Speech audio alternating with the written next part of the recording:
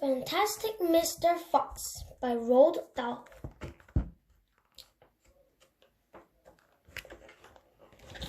Chapter 1. The Three Farmers. Down in the valley there were 3 farmers. The owners of these farmers had done well. They were rich men. They were also nasty men. All 3 of them were about as nasty and mean as any man you can meet.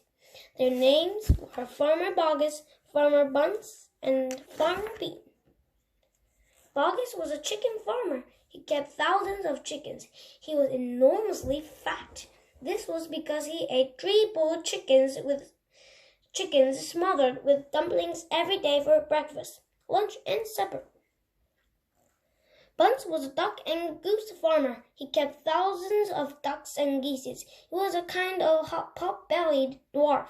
He was so sure his chin would have been underwater in the shallow end of any swimming pool in the world. His food was donuts and the goose livers. He mashed the livers into a disgusting paste and then stuffed the paste into the donuts.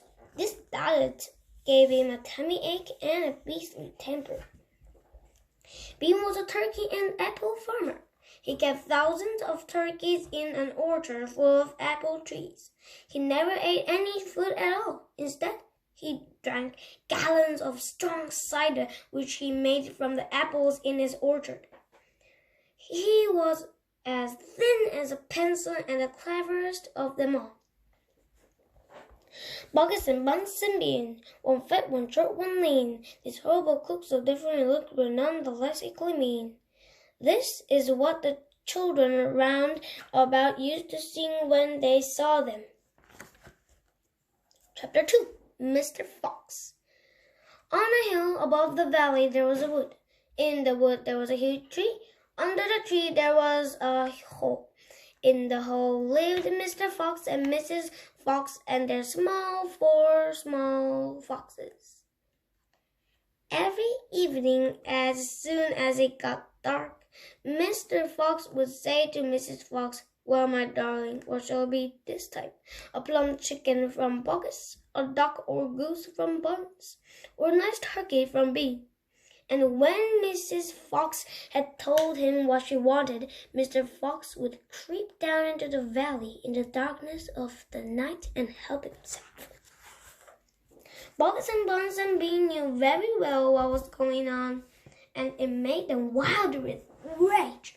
They were not men who liked to give anything away, but still they did like anything to be stolen from them. So every night each of them would take his shotgun and hide in a dark place somewhere on his own farm, hoping to catch the robber. But Mr. Fox was too clever for them. He was always approached a farm with the wind blowing in his face, and this meant that if any man were lurking in the shadows ahead, the wind would carry the smell of that man to Mr. Fox's nose from far away.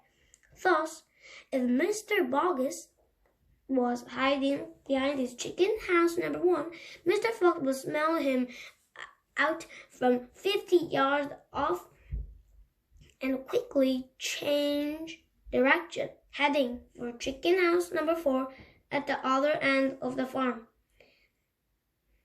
"Dang and blast the lousy beast!" cried Boggis. "I like to rip his guts out," said Bunce. "He must be killed," cried Bean. "But how?" said Boggis. "How on earth can we catch the blighter?" Bean picked his nose delicately with a long finger. "I have a plan," he said. "You never had a decent plan yet," said Bunce. "Shut up and listen," said Bean. "Tomorrow night we will all hide just outside the hole where the fox lives. We'll wait there until he comes out. Then bang, bang, bang, bang." "Very clever," said Bunce. "But first we shall have to find the hole." "My dear Bunce, I've already found it," said the crafty Bean. "It's up in the wood on the hill. It's under a huge tree."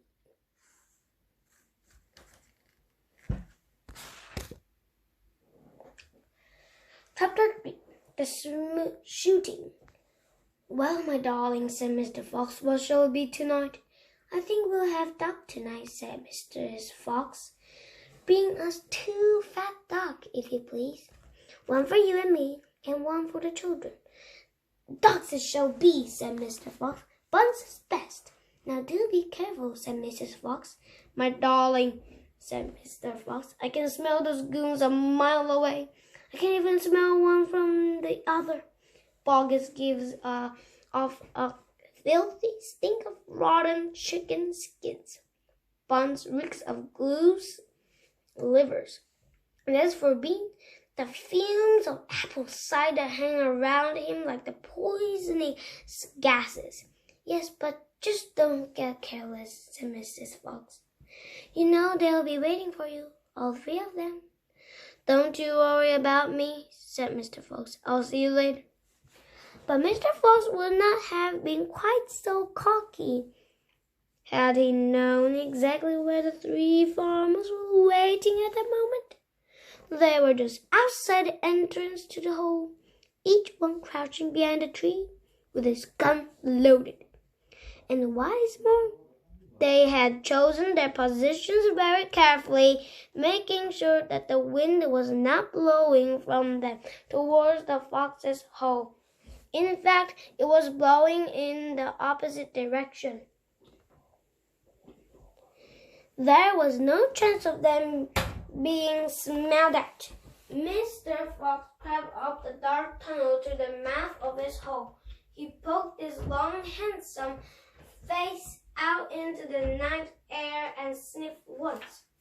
He moved an inch or 2 forward and stopped. He sniffed again.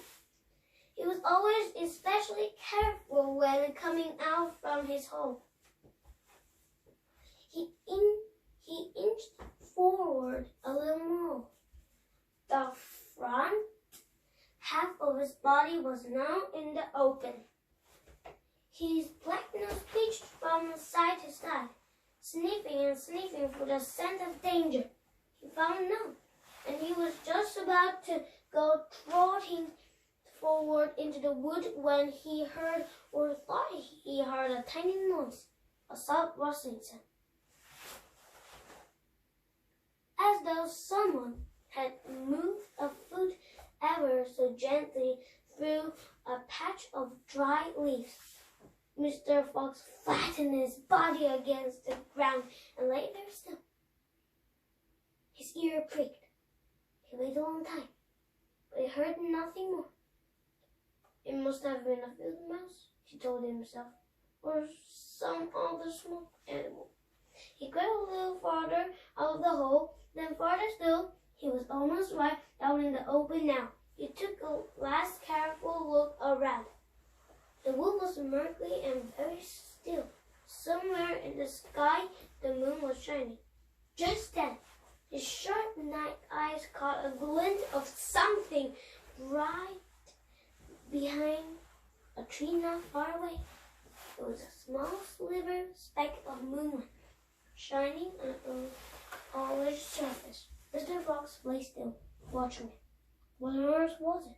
Now it's moving. It was coming up and up. Good heavens! It was the barrel of a gun.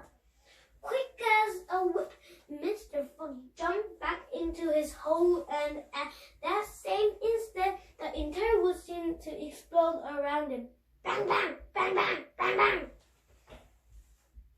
The smoke from the 3 guns floated up and in the night air. Bogus and Buns and Bean came out from behind the trees and walked towards the hole. Did we get them? Said Bean. One of them shone a flashlight on the hole, and there on the ground, in a circle of light, half in and half out of the hole, lay the poor, tattered, blood-stained remains of a fox's tail. Bean picked it up. We got the tail, Bowie, Mr. Fox, he said, tossing the thing away. Dragon blast, said Bogus. We should have let fly the moment he poked his head out. We won't be poking it out again in a hurry, Buns, said. Bean pulled a flask from his pocket and took a sweet old cider. Then he said, "It'll take 3 days at least before he gets hungry enough to come out again. I'm not sitting around here waiting for that. Let's dig him out." "Ah," said Buggis. "Now you're talking sense. We can dig him out in a couple of hours. We know he's there." "I reckon there's a whole family of them down that hole," Bun said. "Then we'll have the lot," said Bean. "Get the shovels!" Thank you for listening. Please subscribe and let's meet at chapter 4. Bye-bye.